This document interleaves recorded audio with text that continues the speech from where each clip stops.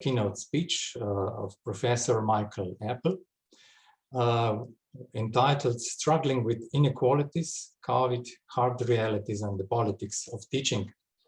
But before the speech, I would like to give a short presentation of our keynote speaker. Of course, despite the fact that such presentation is actually not necessary, as Professor Apple is internationally recognized expert in education for decades. But still a short word about Professor Apple's work. He is a professor of curriculum and instruction theories and educational policy studies at the University of Wisconsin, USA. In his research, he focuses on the critical analysis of the relationships between knowledge and power in schools and in the wider society, and on the issues of democratization of educational policies and practices. As early as in the second half of the 70s, he established himself globally with his critical theory and is one of the most cited authors in the field. He received numerous highest awards at home and abroad for his work. Also, he has an honorable doctorate at our university. His monographs, Ideology and Curriculum, and Official Knowledge are included in the international list of the most influential and important books in the field of educational science of the 20th century. And with his entire opus, he is ranked among the 50 most influential contemporary authors. So with this short introduction, now I will give the floor to you, Professor Apple. So please, the floor is yours. Thank you. Before we go on, just to check technology, Janos, can everyone hear me? Good, thank you. Having my new best friend called Zoom and doing this 2 or 3 times a week, I have now discovered more technical problems than I ever wished to discover in my entire life. So you'll forgive me if occasionally I do a sound check. In fact, as I began to listen in the introductory here, I could not click on the Zoom, so I had to contact the resident technological expert in Ljubljana. So it started that way. So you'll forgive the perspiration that is now dripping down me, but everything seems fine. I want to continue some of the points that Paula has made and that many of you have made. And I'm going to be sticking to a text. This is unusual for me in many ways, as some of you may know, but the issues are complicated. And I want to make certain that the points get across. My talk will be divided into 2 parts. I want to begin this talk with a story about the complex realities involved in the role of technology and distance education in struggling for making a responsive education. And the second part will be a specific focus on the ways in which neoliberal agendas and neoconservative agendas have mandated particular ways in which we deal with education, the use of distance learning in quotes, and the ways in which COVID-19 has provided a site for further profitability, thereby transforming education even when we don't want it to happen. As you'll see, context and lived realities count, and that will be the basis of my argument. You'll forgive me, but as a former teachers union president, and as someone who has thought hard, as most of us have that are part of this conference, about what's the relationship between reality and our theories, I want to be blunt and honest about what the possibilities are and what the dangers are that we face. So let me begin with a story. For a number of years, my wife, Rima, who was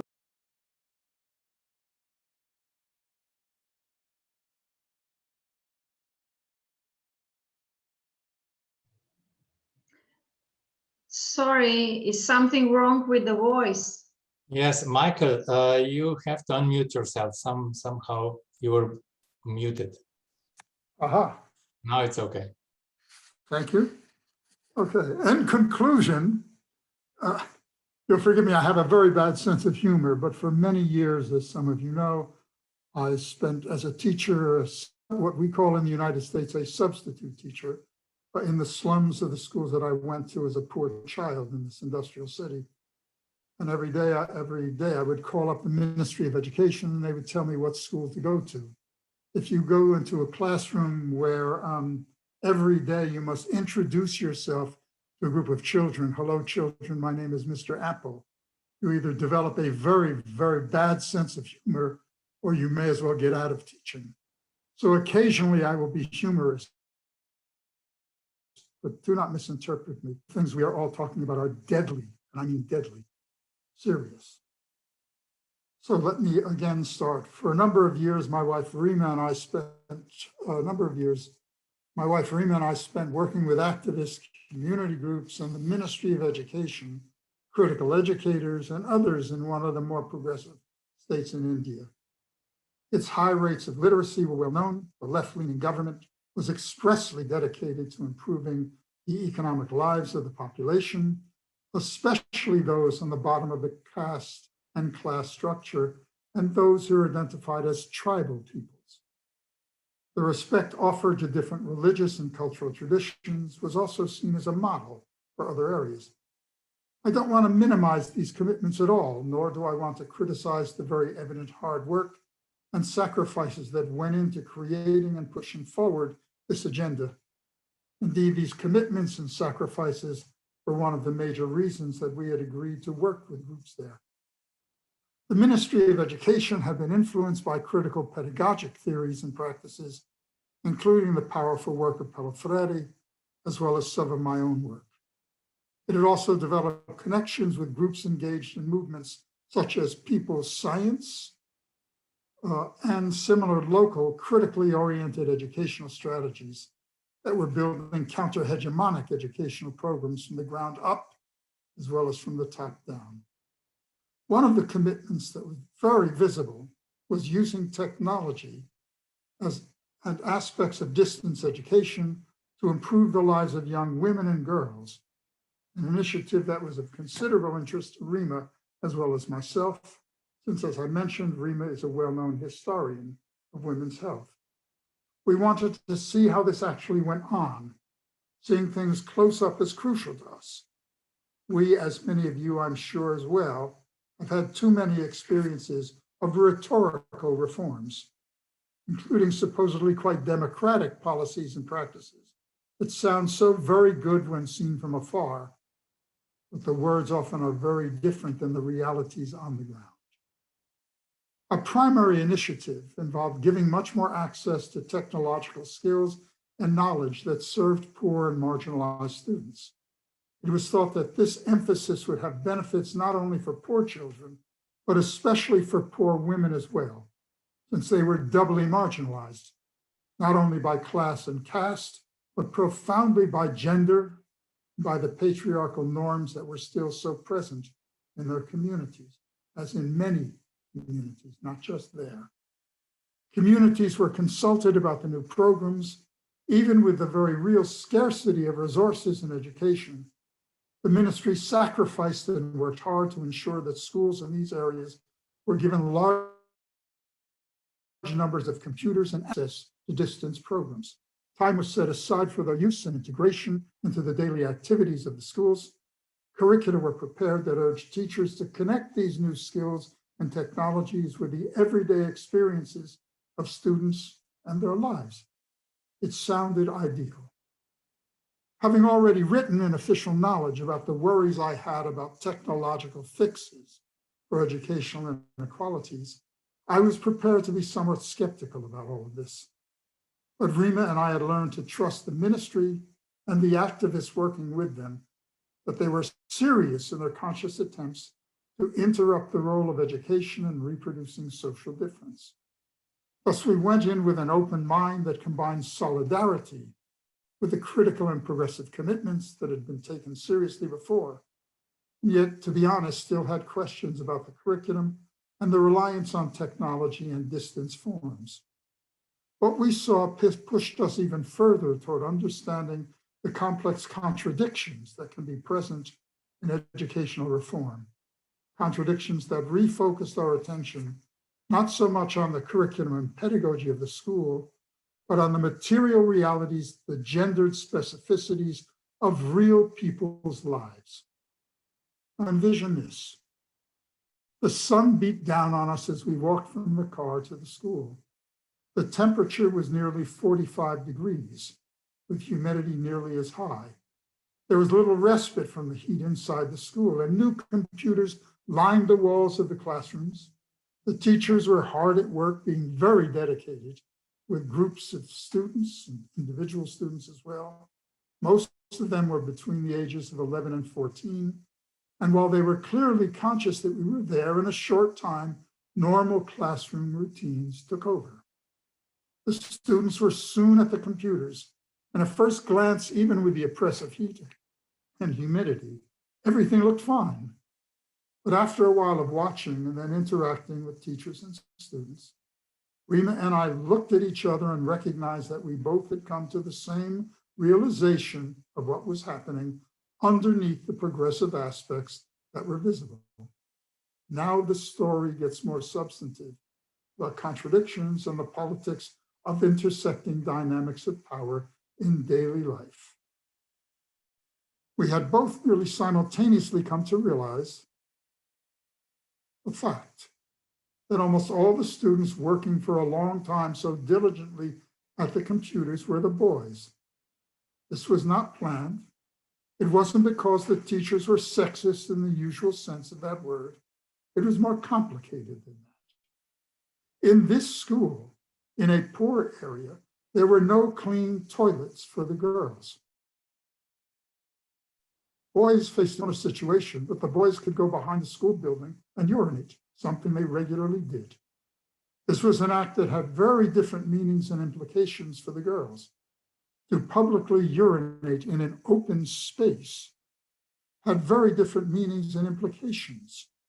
It was to risk not only being seen as dirty, but also to be seen as sexually available. The dangers associated with this in a climate of male dominance and female subordination, even with the government deeply committed to overtly interrupting this, was not abstract. They're very real and based on all too many experiences. Because of this, in order to protect their modesty, many girls did not attend the school. The girls who did come to school tried very hard to not drink anything at all during the day so that they would not have to urinate at 45 degrees Celsius. With the heat and humidity so very high, many of the girls had no energy.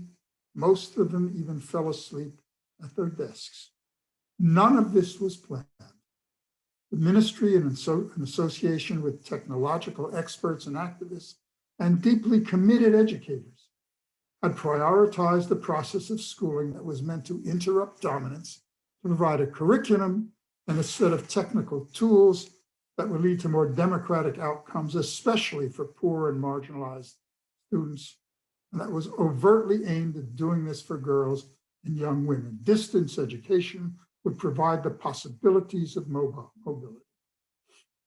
Very real economic sacrifices have been made to provide the students with the machinery, the curriculum, and teacher skills to give them experiences that were simply taken for granted by affluent parents and communities. In class terms, this was very progressive. Yet students have gendered bodies. The politics of bodies built into the materiality of physical environments powerfully interrupted the official attempts at interrupting dominance. Simple things like bathrooms and the gender dynamics of schools and daily life contradicted the very well-intentioned class and caste-based policies of a ministry that was trying so hard to live out its commitments and to democratize the processes and outcomes of education. Why is there an economic choice between computers and bathrooms? I begin this talk with this story not to make us cynical, Cynicism has no place whatsoever in struggles to create an education that is worthy of its name. Cynicism only helps the people who are our enemies. Rather, my aim is to remind us that reality bites back, that we need to be conscious that building a lasting, critically democratic education, especially involving technological resources and partly grounded in elements of distance education, requires us to understand that doing so will at times be filled with tensions and contradictions. The politics of this will be complicated, will involve a combination of joy and sometimes utter sorrow, and ignoring all of this won't make it any easier. We're talking about the real lives of teachers, students, communities, and so many other groups of people who have a stake in the future of their children and our societies. And as much as we might wish it wasn't the case, we can't hide from the visible and invisible politics and the conflicts these entail that are always involved in building and defending an education worthy of the best in us. Now, it's clear from this early example that I gave that context counts. We can't understand the possibilities and limits of technological reforms, including any form of distance education, if we don't place them in the realities of the institutions and the economic and ideological power relations in which they exist. Let me take the pandemic we've been experiencing around COVID-19 and its both overt and hidden effects as a cautionary example of this. Of course, this is all occurring within a very volatile ideological and economic context. It's a context of conservative modernization, a context of right-wing attacks. Now, those of you in Germany, in Slovenia, in Austria, in my own nation, where Emperor Donald is no longer here, but is somehow present in everything we think about and do. It is not a fiction. And unless we take these realities seriously, our work will be subject to attack. I mentioned this is conservative modernization, and very briefly, I want to say this is an ideological umbrella in which four groups are increasingly dominant. It is a new, what Gramsci would call hegemonic bloc, a new alliance that is tense, yet very powerful. There are four groups involved in this. Let me say one thing about each. If we think of this as an umbrella, the first group has the largest hand on the umbrella. It is what we have learned to call neoliberals, and they believe one simple thing. Private is necessarily good, public is necessarily bad. The role of all education is to meet economic and ideological goals. And they believe supposedly in a weak state, but that is a fiction. There is no such thing as a weak state. I will come back to that in a second. There's a second group, the second most powerful, neoconservatives, and they believe one thing. The reason we are in a crisis is because we have lost sight of a common culture. And if we can restore that common culture, looking backwards, everything will be fine. This is Hungary and its vision of Christian nationality. It is Slovenia in its politics. It is the United States in the attacks on Black Lives Matter and on anti-racist pedagogy. This is a group that believes, again, in a strong state controls of knowledge and the curriculum. Now, let me return quickly to neoliberals. Again, there is no such thing as a weak state under neoliberalism. In my own state, the state of Wisconsin, the home of US socialism, a weak form, but that is its history in the United States, more money is spent on prisons than all of higher education combined. That is not a weak state at all. That is a robust, strong state. If 1 out of every 4 African-American young men is now or has been under the control of the injustice system. 1 out of every 21 African-American women has been or is now jailed. So again, whenever we hear this claim that we wish to turn over to economically rational forms because the state itself is the problem, Well, to them, the state is not the problem. In fact, it is the solution to its economic crisis. There's a third group quickly now that I want to call, following Stuart Hall, authoritarian populists. These are religious conservatives who believe one simple thing: God and a return to it is the answer. But God only speaks to them. It does not speak to you or me or to Muslims or others. We can see this in Pakistan, in Hungary, in the United States. We see it all over the world. We see it in India with the Hindutva movement, and often in the attacks on indigenous religions, and so some of the most advanced nations of the world, supposedly. Now, these three groups we can generally call conservatives. There's a fourth group that would never vote in Slovenia for its right-wing government. It would never vote for Orbán. In Hungary, would never vote for these kinds of things. And none of them would vote for Donald Trump. I promise that is the last time, for my own sanity, I will say the name Donald Trump. So if I say it again, kindly send me the largest bottle of Schlivovitz you have, so I can quickly rid my body of this need to remind myself that we once had a president by that name. But this is a group that would never vote to anything righter than social democrats. This is a particular fraction of the new managerial class. It believes one simple thing: if it moves in classrooms and teacher education programs, measure it. And if it hasn't moved yet, measure it anyway in case it moves tomorrow. This is what Stephen Ball calls performativity, that the good teacher must constantly give evidence that she or he is successful. So this alliance has formed the context that COVID has entered. And we can't understand the effects of this on hybrid forms that are rooted in technological forms and in distant education, unless we understand this space has already been occupied in most nations by this. So let me turn now to the second part of this story. As has been clearly indicated by speakers that came before me, including the leaders of this organization, the COVID-19 crisis continues to have devastating consequences in the United States and many other nations. And the crisis has transformed the lives and realities of huge numbers of people. Well, such pandemics are in some ways equalizers.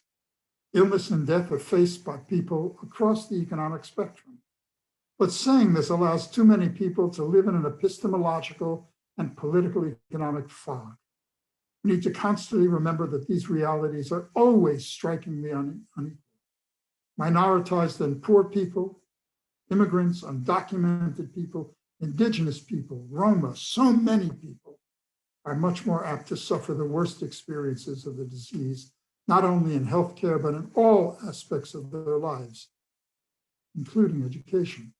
People living in refugee camps, in slums, in poor urban and rural communities, in war zones, in so many other places, face the pandemic under very different conditions than those who are more affluent and more secure. At the same time, large numbers of working class, poor and undocumented people cannot shelter at home when schools are closed, as businesses, as protection against the virus, when they are living paycheck to paycheck, if they are ever lucky enough to have paid work in the first place. Yet so many of these same jobs offer no other forms of physical protection, nor do they offer health insurance. The choice is to work, to not eat, and either way the possibility of death is there. In response to the health crisis, as Paula reminded us, and the ensuing crises in other aspects of our societies, crucial institutions have been closed. And among the most important are schools, colleges, and universities, both private and public. But the closure of these institutions has carried with it a continued set of social and educational responsibilities that have not disappeared, including teaching what is considered important content and deeply questioning that content if it comes largely from dominant groups. something we've forgotten as well, providing meals, perhaps the only meals each day for large numbers of students, responding honestly and with care to the varied needs of students with disabilities, and so much more. And here too, existing inequalities are reproduced, as well as, and this is crucial, new ones being produced. And even with the reopening in many nations and many educational institutions in many countries, the crisis will have truly lasting effects. One of the areas where these tensions and inequalities are visible is the growth of homeschooling. With the closure of schools in the United States and many other nations, a hybrid form of distance education has been developed, often in very uncertain and tentative ways. And many of the results, as was also mentioned, are not fully known yet. Nor would it be fair to say to all of the homeschooling communities to judge them only in relationship to the crisis we are currently experiencing. But let me honestly raise a number of the issues that are having real and long-standing effects on critical teaching and curriculum in particular, and on the larger body of schooling in general. These hybrid forms of homeschooling, as was mentioned by an earlier speaker, basically a variant of distance education in which the school system and its supposed curriculum enters the home in often what is a very deeply disorganized manner at first. These are being developed and put in use can now change the political economy of education. And unless we start thinking about the economy, we will miss what is going on. Large corporate publishers and media conglomerates are already involved in producing material for homeschoolers and distance education. I've sat in on these meetings. It is truly remarkable. I quote one of the leaders of these profiteers: education is now the new healthcare. There are billions and billions of pounds and euros at stake. We must use this to create and generate more profits. With a newly found tradition of nearly all educational material being sent electronically into the homes of children, or at least those children who actually have homes, who have computers and internet connections, who don't have 6 children sitting in one room, all trying to homeschool through distance education simultaneously. And these children, again, the market opportunities for private publishers to modify and sell a prepackaged curriculum, this can have contradictory effects. It opens the home and thus the entire educational process even more as a center of profitability. This is very visible in the latest data that was just publicized yesterday in the United States of the tripling in the numbers of virtual schools, many of them for-profit schools. It can de-skill teachers as more and more of the curriculum is commodified and not subject to more personal transformation by teachers. When I spoke to teachers this past month, schools had not been reopened in my own city, and I asked them, how's it going? And they said, well, it's going like it always does. I didn't have time to urinate. So again, the daily lives and bodies of teachers are robustly being affected by this. On the other hand, and this is important to understand, there are always contradictions in this. Such electronic forms can create opportunities for teachers to share material electronically with each other, to form social mobilizations and affinity groups to tell their stories of success and spread them across various media. And many teacher union activists and teachers in very difficult circumstances are already doing this. But let us not romanticize these possibilities. Commodification and profit are already increasingly powerful dynamics in education. And it would be wise to think more seriously about the implications of this now. When we open a door to technological forms, we are not the only people who will walk through that door.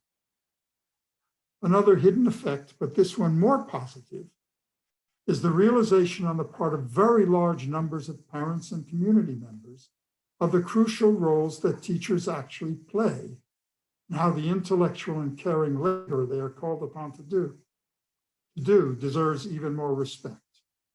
In a time when conservative and neoliberal policies that are deeply disrespectful to teachers and their unions, but these dominate a good deal of educational policies, this may enable a greater sense of the importance of providing teachers with the financial and emotional support that's required to do their jobs. Paradoxically, rightist attacks on teachers, the withdrawal of money, and turning the school and the home into the center for the generation of profit has a contradictory effect. That is, parents at home must now deal with large groups of children in isolated ways with little support, which can create a mechanism in which teachers now counteract the ideological messages they're getting from neoliberals and neoconservatives. As Marx reminded us, capital is not about reproducing itself, it is also about creating concrete spaces where progressive forms can mobilize and work. Okay. Now this could then bring about a renewal of significant interest and appeal in becoming a teacher among new generations. I'll come back to that because I think this is a false hope. It can also be employed, and this is not a false hope, to forge new and stronger alliances among oppressed communities and teacher activists. And one of the other effects, on a larger level, would be to generate more support for what Kathleen Lynch and her colleagues in a marvelous book by the same name, what they have called affective equality, an argument that our institutions and social practices must always be judged by a commitment to three basic norms: care, love, and solidarity, not simply test scores, but the justice that is formed by the human interactions, by being together, as Merleau-Ponty would claim earlier on, by growing older together, by building a community. In addition, at a level of daily experience, the growing place that affective equality may take in the emotional economies of everyday life can also generate conceptual as well as political support for the insightful and non-reductive arguments of Nancy Fraser that any institution must be involved in three types of transformation if it is to be considered socially just: redistribution, giving people things they have earned but are not getting; recognition, culture and the body, respect, and representation. Not only don't I see my voice in this institution, but I have no say in this institution, the politics of representation. On the other hand, the commodification of curriculum, the standardization of teaching that is now occurring through hybrid educational forms that are being sent into schools now, seems to be having the opposite effect. As home education of this type gets regularized, teaching is becoming much more anonymized as something that could be increasingly impersonal and given over to technology. And this is happening in many, many places. It is less apt to be able to deal with individual students, and not just individuals, but to communities, especially to minoritized and oppressed communities. Remember in my story earlier about the uses of technology to interrupt class and caste and gender. The reason that it was accepted by the community is that it was connected to the lived cultural resources and forms of knowledge that are already generated at a local level. This gives no possibility of doing that as these hybridized forms. So it is about the rejection, if you will, the evacuation of voice. So then increasingly, education gets slowly transformed into something that is even more routinized. And this, as we can see throughout the world, is leading to increasing disrespect for public schooling and a search for private alternatives. This is already happening as neoliberal and conservative governments are using this crisis to steadily engage in the increasingly overt financial support of private and religious schooling, of madrasas, of fundamentalist schools.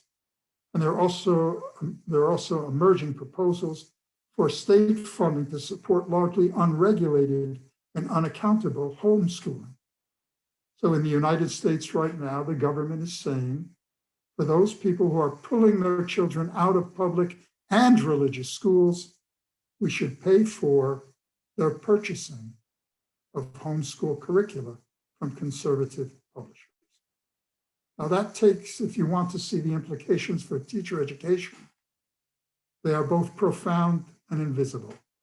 Profound in that we don't need teacher education. It will be the parents themselves who become the teachers, being paid by the state themselves. In the United States right now, there are proposals to close down teacher education programs as being, I quote, not useful in new economies. As I've argued earlier, this form of distance learning, homeschooling, is a deeply controversial practice. And there are major concerns about its teaching quality, about what it actually teaches, about accountability, and what counts as evidence of good practice. As an example, in my own state and most states in the United States, people engaged in homeschooling through distance learning do not have to take any of the state examinations. So there is no accountability whatsoever. So there are questions about its commitment to a society with robust diversity and many, many other concerns. The COVID crisis has forced school systems to rapidly decenter education from the school to the home. And this may make and is making homeschooling seem more acceptable, without parents and community being aware of the range of concerns that have been raised. And very important, all of this can also lead, and this is a crucial point in my argument, to desocializing democracy. Social responsibility will take care of itself. As long as my child in my private home gets what she or he, excuse that binary, deserves, then social democracy and its needs are met. Democracy simply becomes possessive individualism of consumer choice. Social responsibility will take care of itself. The home then becomes a gated community that is predicated on possessive individualism and the removal of students from the experience, the very pollution of a diverse society where one must interact with different genders, different sexualities, different religions, different classes and castes. It becomes the home as the protected space in which we will reproduce our forms of knowledge. Now, the inequalities that are now being produced by the economic, employment, housing, and health structures and resources that now dominate many of our nations are also becoming ever more visible in the move to education in the home due to the crisis. And this has certainly not gone unnoticed, to say the least, in the critical discussions by educators, communities, parents, and students, and even in India, which has in many ways one of the worst responses to this, as war is being waged against particular castes and religions.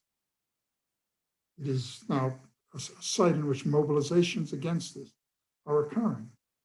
But many students are no longer in schools. And they have to work to support families. So in many nations, 50% of the students are not in schooling whatsoever in this fiction that we call distance education and distance learning. There's also been a marked increase in many nations of forced marriages of young girls at the age of 10 or 11. The only way to bring in resources into families in crisis is literally to sell one's child, especially a young woman, to an older man in a community. This is very painful to recount. There are large increases in very early pregnancy, in sexual violence. So again, unless we deal with these kinds of things, we are not taking this issue seriously. However, even by saying this and recounting these very painful things that are going on, there are other differences and inequalities that are being produced that also should be concerned to us, since they can reproduce the ideological underpinnings that make these inequalities seem legitimate. Most schools are part of the public sphere. So forgive me, I will not quote from Habermas here, but he's on my mind about these kinds of things.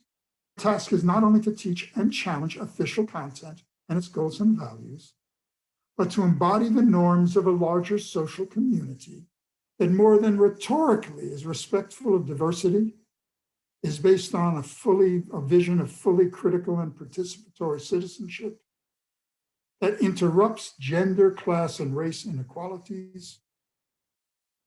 And this list has thankfully been extended by the movements throughout your and my society for thicker forms of redistribution, recognition, and representation. With a possible normalization and acceptance of the movement of education from the school to the home, we are in danger of losing many of these more critically social democratic goals. Once again, given the growth of public racisms, of hate crimes, of anti-Muslim feeling and policies in the West, of anti-Semitism, of anti-immigrant policies, of homophobic and patriarchal sentiments, we should be very cautious in normalizing forms of education that are not overtly committed to thicker forms of democracy. So democracy of access doesn't necessarily lead to democracy of results. That's a crucial point. But it's not only such overtly political issues that need to be dealt with here. There's also epistemological concerns about what knowledge and ways of knowing are to be considered important.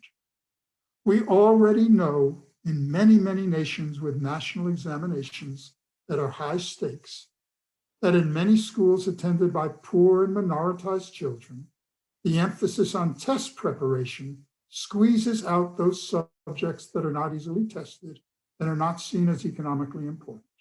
As an example, in the city of Los Angeles in the United States, in the last 5 years, less than 10 art and physical education teachers have been hired. As an example, the economic and cultural and social capital of more affluent parents compensates for the increasing de-emphasis on these subjects through the family's ability to add an entire range of out-of-school and after-school experience. We need to ask if one of the hidden effects of the hybrid-based distance education models that are being employed to deal with school closings will be to exacerbate the lack of attention to those subjects that are already becoming minimized or even lost. So even with STEM education, when there is a victory in my own College of Education, so we no longer have STEM, we have STEAM, science, technology, engineering, and mathematics. But the only reason for having the arts there is if they increase additional flexibility so that future engineers will think more creatively. So the arts are only useful and the humanities only useful if they increase profitability. Otherwise, they have no use whatsoever. Now, so in essence, what we're witnessing is what might be called an epistemological war. And this could make it much harder once schools open again and return to normal to argue for a more central place for these subjects, especially given the dominant economic arguments that will become even more salient as we try to recover economically. When added to the commodification and routinization I noted earlier, one of the most damaging effects for critical education will be the increasing difficulty of teaching a seriously critical curriculum in seriously critical ways. And the political effects of this can also be seen in the attacks in multiple nations right now on an education that seeks to reconstruct official knowledge, organically connected with the lived realities and histories of oppressed and minoritized communities, and to create activist identities among students so that they are actually engaged citizens. But there's no profit in engagement. Now, the cultural politics of these outcomes need again to be related to the risk that teachers are asked to take. In many nations, teachers are again subjected to intense ideological suspicion and scrutiny, especially in those nations where authoritarian movements and regimes have gained increasing power. Indeed, the latest data point to a very large decrease in the numbers of students in higher education who even want to be teachers, as they recognize all the tensions and the loss of autonomy and respect that are going on right now. So to give one concrete example, as the former chair of the teacher education program at my own university, I am sent data all the time about the entering class. Less than 50% of what 2 years ago was seen as our enrollment are now being enrolled. Not because we don't have the money, but we don't have the money.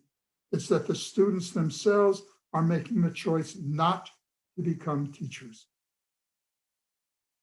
Let me repeat that. Less than 50%. Okay?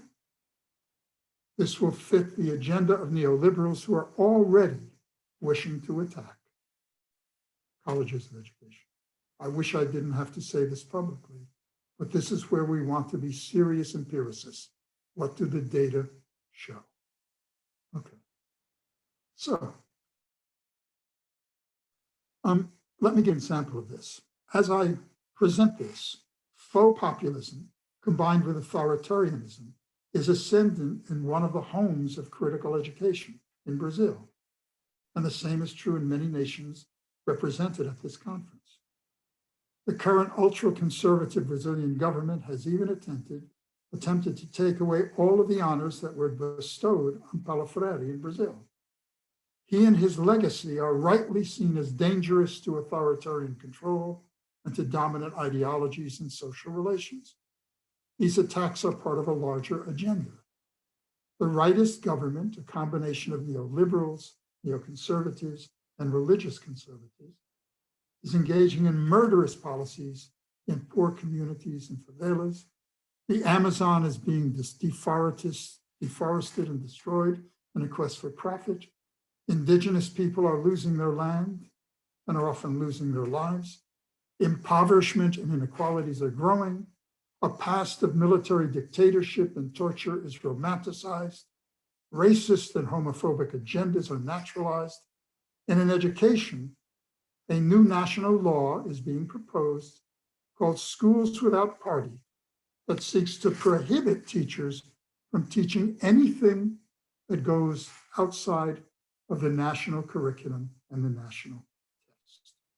And this is not only happening in Brazil. It can be seen in many other countries where robust forms of democracy that have been put in place after decades of struggle have been weakened and dismantled, with the COVID-19 crisis being used as an opening to provide legitimacy for anti-democratic reforms in education and the larger society.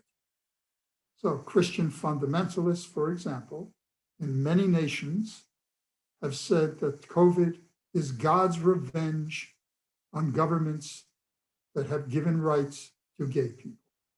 That is a quote from one of the leaders of the conservative evangelical community in the United States. And by the way, he is the president of one of the largest universities that populates conservative religious schools and their teacher education programs. So again, I'm sorry to bring this to your attention, but I want us to deal quite honestly with what's going on. So what will the effects be when distance education makes education more centralized, less connected to socially critical issues and movements? All of the gains about working with communities are then put under threat. Now, there is no doubt that having students back in school is better in general, that the inequalities that are being produced by the hybrid forms of digital teaching require that we restore certain kinds of things. Yet we need to face the reality as well of the architectural environment in many schools, of the crowded conditions, of the lack of resources to maintain safe distances, the fact that all too many schools no longer have healthcare and other health personnel, the fact that very little money will be forthcoming to replace and buy new technologies and new distance programs. And this will mean that teachers themselves will be caught in a situation where their lives are at risk daily. The politics of space, the political economy of education, the political economy of a healthcare system in crisis, all of this will have more systematic and deadly effects. I'm nearing the end.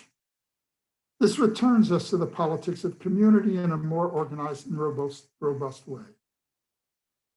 This needs to be connected to the long-term effects I've already mentioned, the ideological effects, the identity effects of a process of desocializing democracy and the valorization of identity as simply individuals. Isolating people in their homes, including teachers, has similar repercussions on communities as it does on teachers. There can be a loss of momentum in building and defending social movements to challenge national, state, and local policies and practices. Now, we know internationally that collective counter-hegemonic movements are the driving force behind educational transformations. You'll forgive me for saying this publicly. It is not educators that transform schools. It is educators in alliances with social movements. And these are the driving forces behind educational and social transformations. The realities of physical and emotional separation makes it harder for social movements to build. And as people's identities become more used to, at a distance, individuated, not at a distance to try and form communities, it will be much, much harder for social mobilizations to build. Of course, as the Black Lives Matter and similar movements so powerfully demonstrate, such hegemonic identities are themselves fragile and can be shattered by eruptions of long suppressed anger and a resurgence of knowledge of what society is really like. Alliances that radically disrupt both existing power relations and existing epistemological and political forms of understanding can indeed be formed and are being formed right now. And they partly reflect the continuing but repressed need for social connections in daily life. People want to be with others. And this documents the need to think more seriously about the contradictions inherent in hegemonic policies and about what the spaces for more critically democratic action that are being generated might look like. And for those of us in education and interested in distance education, this also means that we need to take just as seriously the examples of progressive and socially critical distance education. And these examples need to be made visible and strongly supported. Now, in Can Education Change Society, I argue that among the tasks of the activist educator is to do what I've done here, bear witness to negativity, tell the truth about what is happening. But even if we can't immediately change these often dangerous and oppressive conditions in which we might live, we still then must document what the effects actually are. That means faculty members at institutions of higher education and in teacher education have to make clear to the general public what the effects are. We can't assume the media will do it at all. As I noted, these conditions create contradictions, spaces where work in education can and does go on. And this again leads to a recognition of another task that I just want to give to all of us, to act as the critical secretaries of critically democratic practices that are being built and defended, to make them public and to assist in defending them. And this, of course, requires that we as teacher educators, as educational researchers, act in solidarity with teachers, community activists, and others who are doing this work. Thus, our own efforts cannot remain at simply a rhetorical level. Now, let me close with two last points. There's many points I could make here, and I've only scratched the surface of what is going on. But I want to claim it is crucial to situate the issues we are facing in a context that is radically changing the educational and larger social and economic landscapes. We are connected to this. We live as educators in societies, and these issues will never be easy to deal with. But I want to take our enemies seriously. Why would they be trying to reconstruct, cut our budgets, transform education so it only meets their needs if we weren't already doing things that were important? These laments, these dangers I've pointed to, these attacks tell us something very important. The people who want to transform us think we are doing really important work. Let us take that very, very seriously.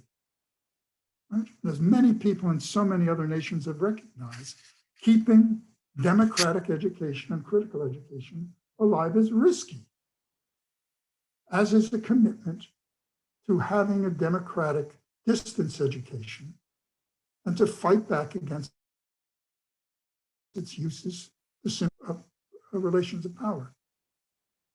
So, in response to this, I keep reminding myself of a set of political questions that have guided my efforts. As an educator, like all of us here, as a comrade in many ways, I have to constantly ask myself, if not now, when should we act? And if that doesn't include me, who does it include? How will we collectively answer this? Well, the girls with no toilets and the children with no access to distance technology are waiting for our answers. Thank you for your patience. Thank you, Professor Apple, for this inspiring lecture, which was such that probably will provoke a lot of questions. We have one maybe here. Marco has written in the chat, well, some other type of observation. Maybe Marco, if you would like to begin with this discussion, please, the floor is yours, and of course for all others also. So you may write a question or observation into the chat, or you may just apply for discussion orally, please. So Marco. Okay, thank you, Janice. Well, thank you very much, Professor Apple, for your very thought-provoking and elaborate keynote. And I think it really addresses quite a number of very, very important issues, considering developments and issues in education and in teacher education. It also made me think to what extent I can recognize the developments you mentioned from my own perspective, which is of another country than the United States, which is the Netherlands. And one of the realizations I had is that I had a feeling that during and as a result of the school lockdown, actually many people realized the importance of schools and of teachers because they now were confronted to support young people in school, at home, and realized that teachers really had a very hard job and are really very important in the learning of pupils. Actually, I had the impression that it created a strengthened recognition of the importance of schools and a stronger recognition of the importance of teachers. So, at least in the Netherlands, I can't see a development towards an increase of homeschooling, but actually a reinforcement of the importance of schools. So maybe you can give a comment on that, how that could be different in different contexts. That's a very important thing. My argument is that context counts, and that's exactly the point that you're making. The United States is a strange nation.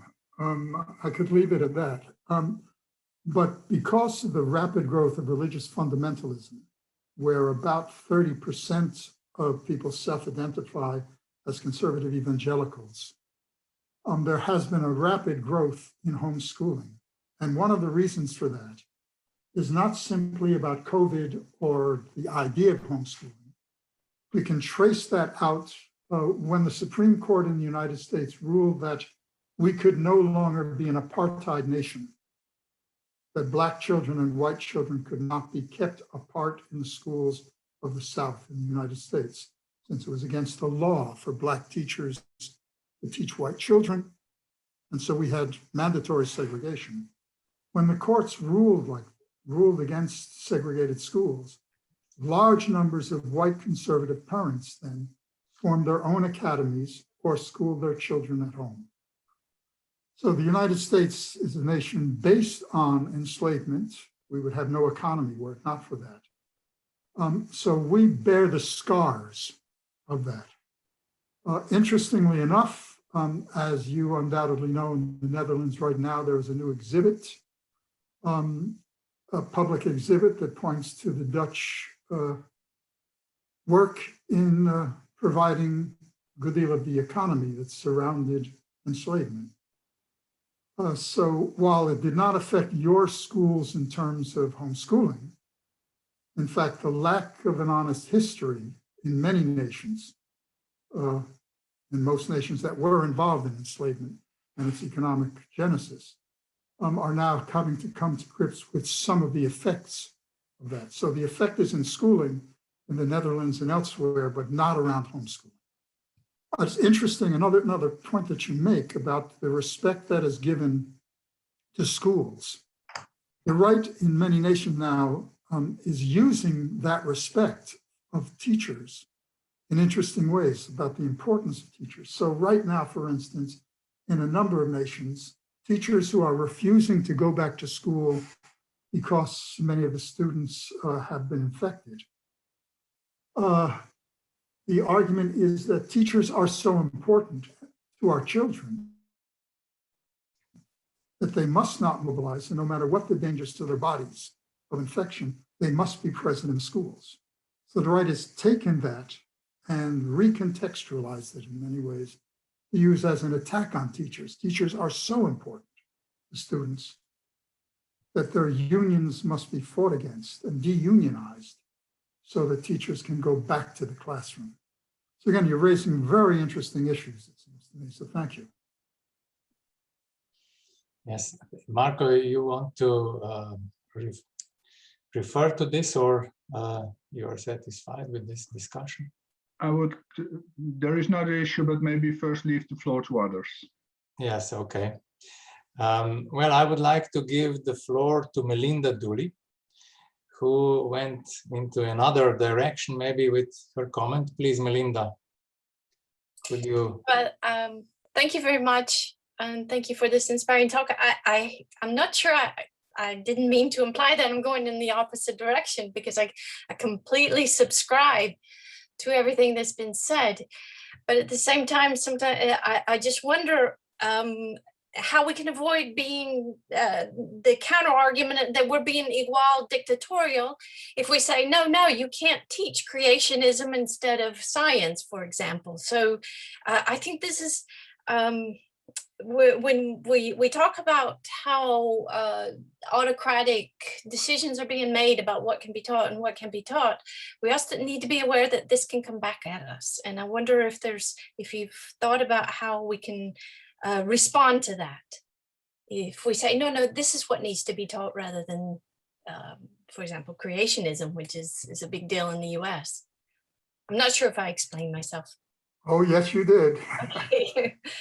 This is one of the most difficult issues that I think we face. So, it's interesting both practically and theoretically. The groups that have taken on board postmodern forms that there is no truth. Truth is phenomenological. It's the amount of perspectives you can bring to bear. on this. Husserl would go crazy with this.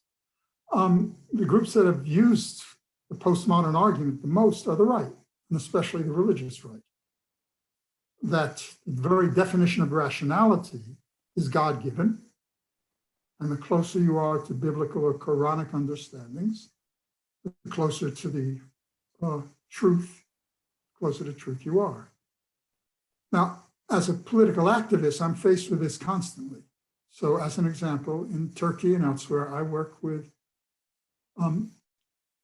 Muslim activist women in school reform, and deeply involved as well in the misuse of Quranic texts to say, like in Afghanistan, that women should not be educated, etc. And they are using religious forms as the truth to interrupt gendered hierarchies. And I support that. On the other hand, I am less supportive of those people who say, well, these are just competing theories, that scientific rationality has no more claim to truth than, say, a biblical text that says when a man lieth down with another man, they're all going to hell. Now, there's analytic arguments you can make about this, but I want to look at, as Jonas and Paula know from hearing me talk about these kinds of things earlier, I'm in favor of popular front mobilizations, or what are called decentered unities.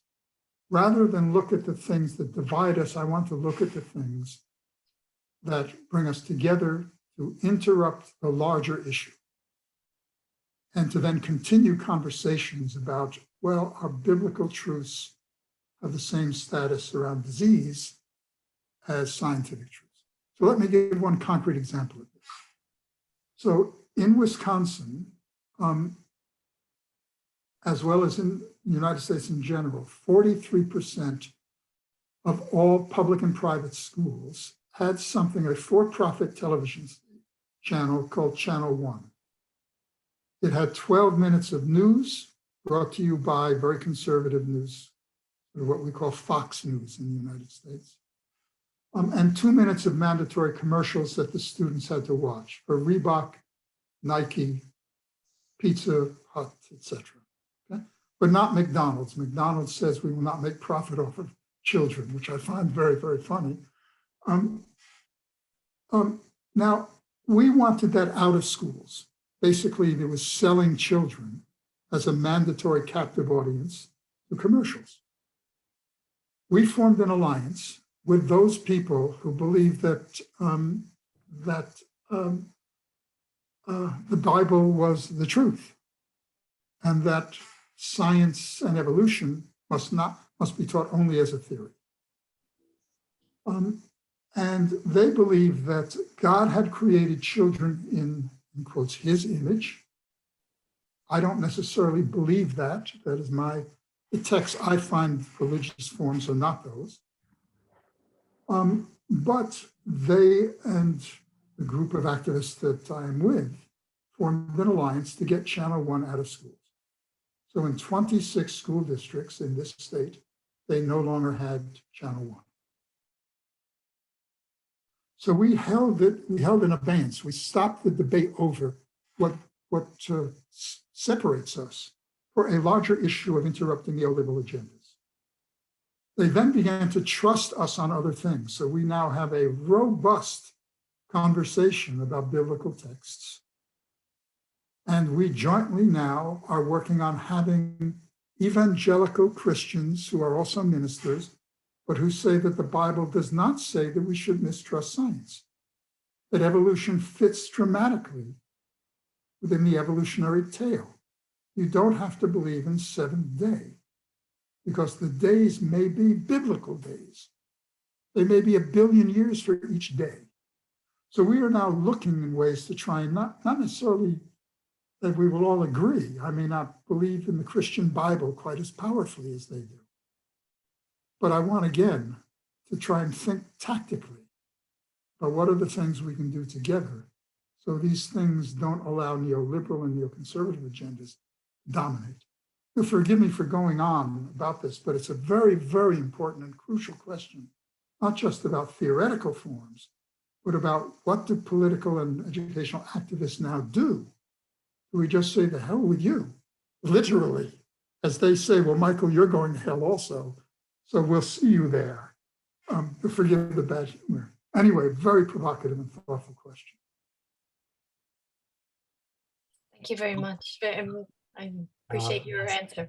Thank you. Now we have maybe even a series of interventions, which maybe we could summarize with Mirka Chernohova or something like that. I don't know whether I have spelled the name correctly.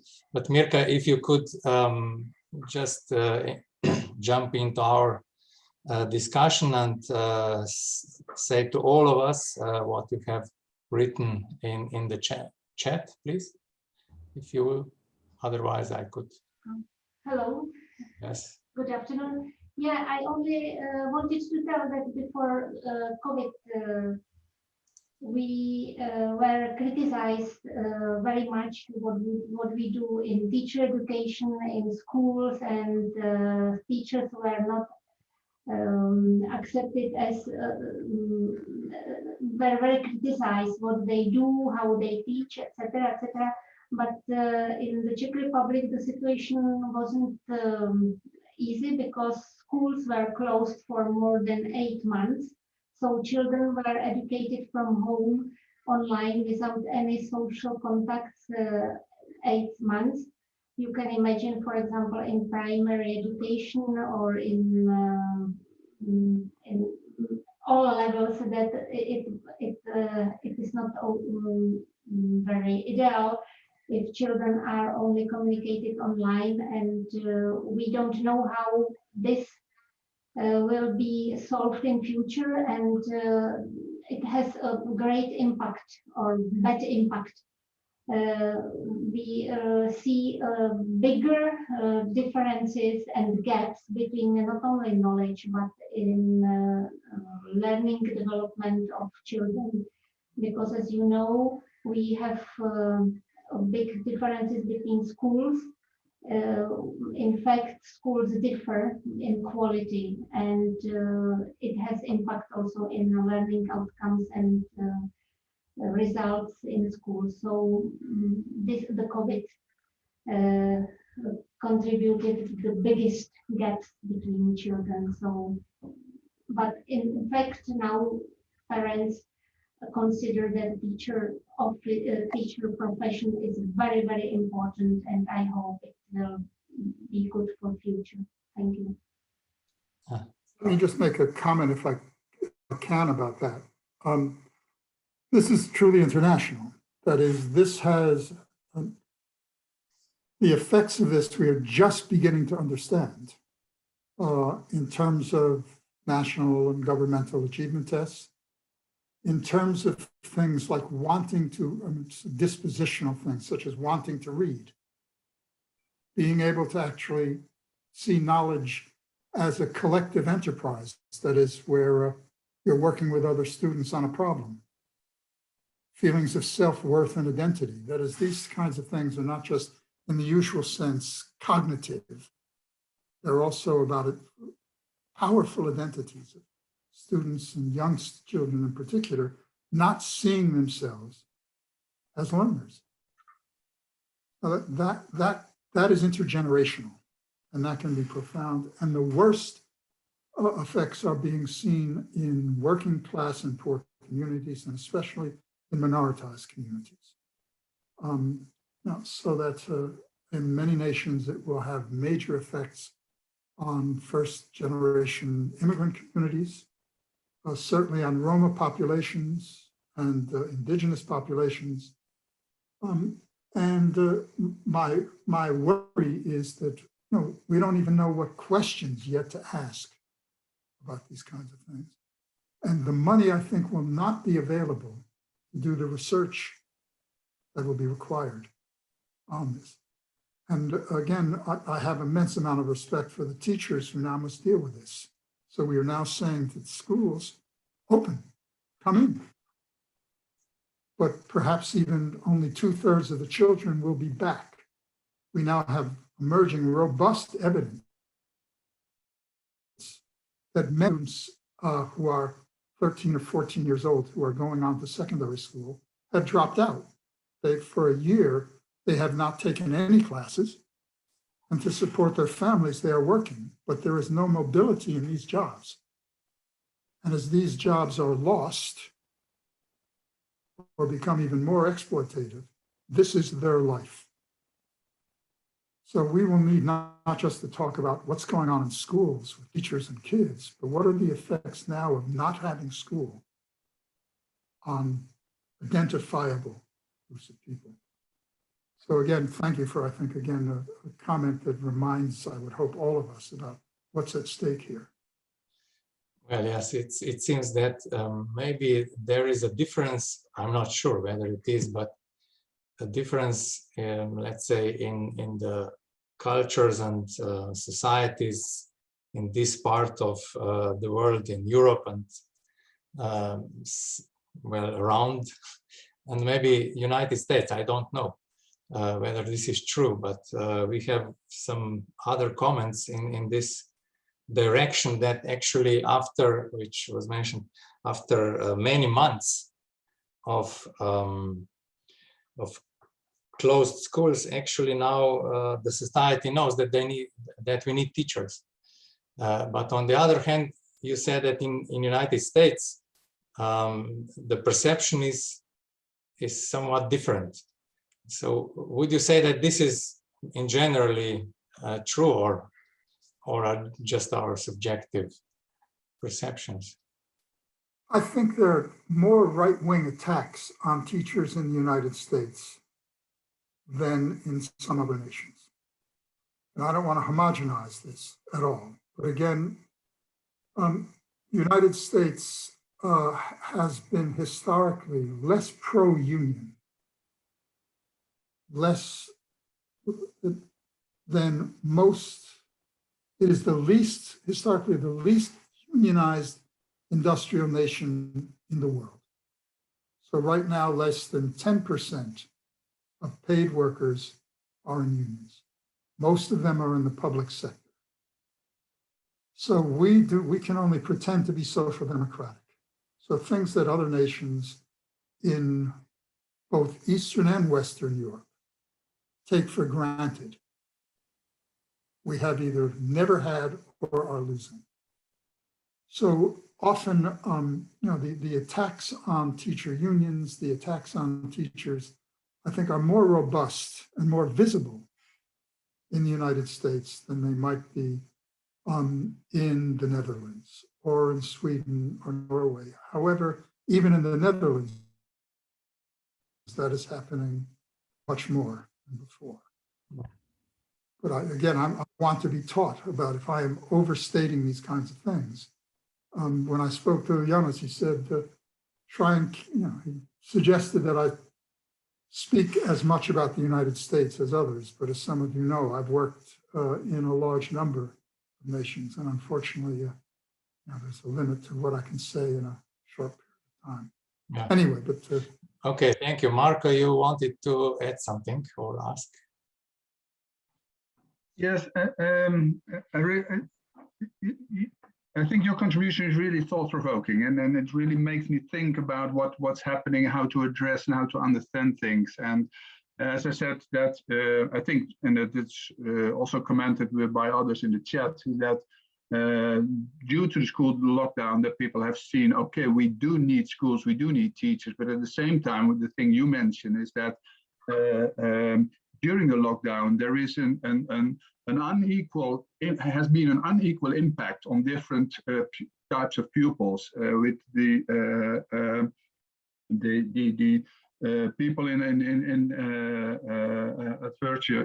aversion really suffered stronger from that lockdown. And I think that's a very serious issue.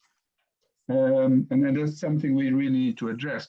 For me, the question is how to address this and how to identify the actual problem. And I think what you mentioned is for me, I very much understand your how that you embrace the idea of teacher activism, that we need to stand up, that we need to be aware, that we need to be have our eyes open on what's happening. At the same time, I wonder what would be the impact of that. And it's also because you say, well, the United States is a specific country. And I think I've been, and I think probably we all have been looking at what's happening in the United States in the past 4 or 6 years. And actually that within that country, there's created a tension between 2 different parties, and everything is understood by the political dichotomy between those different parties. So everything is understood in either left or right wing.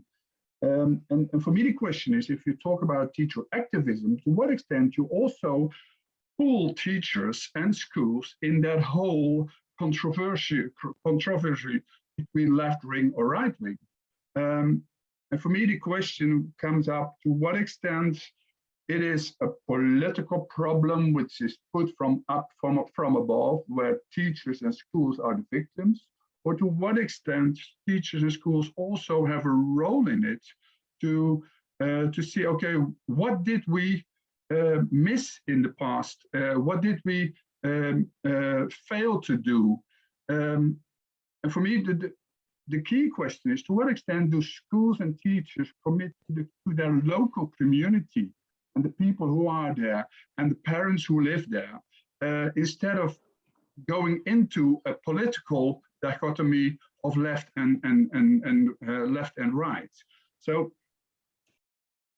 it doesn't feel, well, for me, it doesn't feel good to go into that political debate and to really go into the how to connect with our local communities, because that might help to bridge those dichotomy. Thank you, Michael. In a recent book of mine called The Struggle for Democracy in Education, Lessons from Social Realities, I take this up. First of all, I mean, I agree with you that the United States is extraordinarily polarized right now.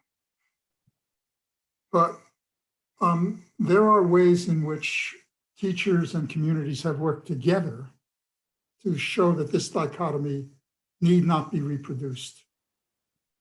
There's a movement called social justice unionism that I think is very powerful. Let me give an example, 2 examples of it, one from the United States and one from a place I've been working in for many, many years, and that's in Porto Alegre in Brazil. In Chicago, a neoliberal mayor who was a Democrat, capital D, but very neoliberal, has said the following: we are going to close 50 elementary and middle schools, so primary schools and lower secondary schools. These are largely in Black communities because in order to save the economy of the city of Chicago, we must recruit in more affluent middle-class people. We're going to close those schools and build new schools with new architecture near condominiums that people will buy, who are looking for a very nice life of having one of the world's most vibrant cities at your doorstep. Okay? Now that meant that many of the teachers in that area were going to lose their jobs. Now the initial response would be, we're going to go on strike and shut down the city. Instead, what the teachers did through creative leadership was to meet with various factions within the Black and brown and poor Asian communities in the city and said, what do you think about what's going on here? And they said, look, we are very, very worried because our children will now have to walk past the closed school to another school, many youth gangs that are quite dangerous and violent in Chicago in a time when gangs are at each other. So we were afraid for our children's safety. So these schools can't be closed. So the teachers constantly met with community activists and with parents and grandparents and kids themselves And they developed a joint strategy that cut across the differences, right and left. Parents just care about their kids, teachers caring about their jobs. And the extent of it was so interesting in that a group of elderly grandmothers went on a hunger strike in support of the teachers, saying, we will not eat until you rescind this. So about half the schools were kept open. Now that has made Chicago the touchstone, the example of the ways in which these kinds of things don't have to be sorted out in these extremes of working in communities. And the example I gave of my own work with the evangelical communities comes another. That's left and right really polarized. The best example, I think, internationally is in Porto Alegre, Brazil. So I've been working with them since 1985, the last years of the military dictatorship in Brazil. And the Workers' Party, which is itself a coalition of left and moderate folks, has said the following: the only way to solve this is to have education deeply come from below as well as from above. So the community, not just parents, but the community then has a vote on what the curriculum should be. Teachers, up until 2 years ago, when a right-wing group took power in the mayor's office, were paid a month's extra salary to go into the community, guided by their students, to learn about community knowledge, art, religion, people, science, etc., and bring it back and connect the national curriculum to the actual lived cultures, understandings, and worries of slums and the poor community. Now, that meant that teachers became allies of the community itself. Community supported it. So those are the kinds of things I think that need to get done. I don't want, and here I must be honest, I don't want to romanticize local communities. That's really dangerous. So the last 2 years I was teaching in a rural, very, very poor religious community in southern New Jersey in the United States. There was a lot of community sentiment about teachers, etc. There was an active Ku Klux Klan chapter in that community. I don't know how many of you know about the Ku Klux Klan. They're pretty murderous. Those are the people who wear white capes. They lynch people. They have a history of racial violence. So now the Proud Boys and other groups in the United States that occupied the Capitol building, their roots are in Ku Klux Klan kinds of things, many of them.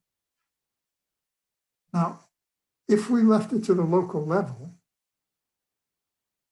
none of the curriculum we were trying to teach.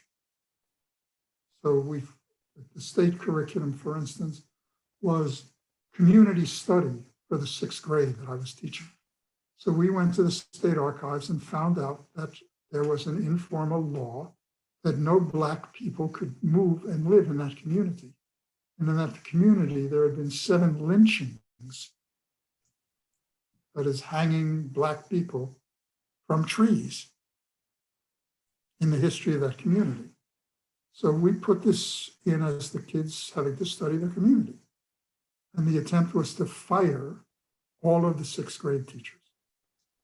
So that's a quite distressing and powerful example, but my own lived experience, as well as my other experiences when I'm not teaching, is that we don't want to be romantic about that it's solved by having this supposedly cooperative relationship with communities that somehow are the storehouse of good people and good things. I think it has to be negotiated, it has to be done knowing the real power relations and still doing the ideological work, saying, what's the tendencies that I'm going to be facing? Because without doing that, I will simply be reproducing kinds of things that I think are ethically problematic. Okay? Yeah. Thank you for these very illustrative and nuanced examples. Thank you. Thank you. Thank you, Michael. Well, I have to say that we are approaching to the end of our session today. Well, I will just read one question. Maybe, Michael, you could not answer to it, but we could refer to such questions in the later discussions, maybe tomorrow or on Saturday. One of our doctoral students wrote that the advantage of distance learning in Israel is to use of technological tools that we have never used before. The students learn to use digital tools that they have never experienced, and also the teachers and so on. So this is actually a kind of view which is a view to believe, a belief in those new tools, and certainly this is an issue which we have to address. I don't know whether you have time to address this now, but maybe just a short answer, and then we could discuss later on Saturday. Well, again, I don't in any way want to claim that distance education and the tools that go with it are perverted, are forms of pollution we must reject. That is not my point at all. The point is, when I ended by saying there are good uses. Now our task is, given the reality we're going to face with all these dangers, to make certain that those are publicized and made visible as the examples that we want to propagate. But we have to understand that that means we have to be much better in the media ourselves, in communicating to local communities, in fighting those fights that sometimes we're very uncomfortable doing, and in taking risks. Otherwise, dominant forms will be used. But to assume that there's nothing that we have learned, and so when I ended by saying, look, you must be doing some good things because people are really angry. So let's keep doing those, but let's make them public.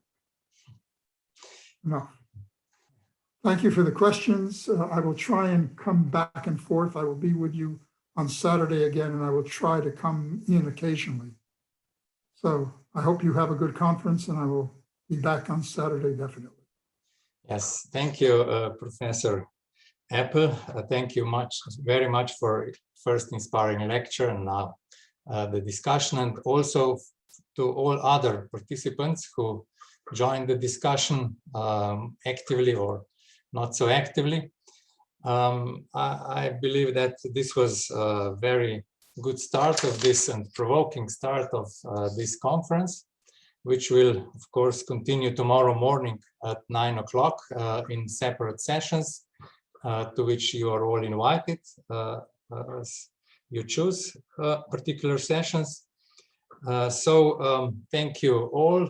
We will now close this session, and we are looking forward to meeting you tomorrow morning.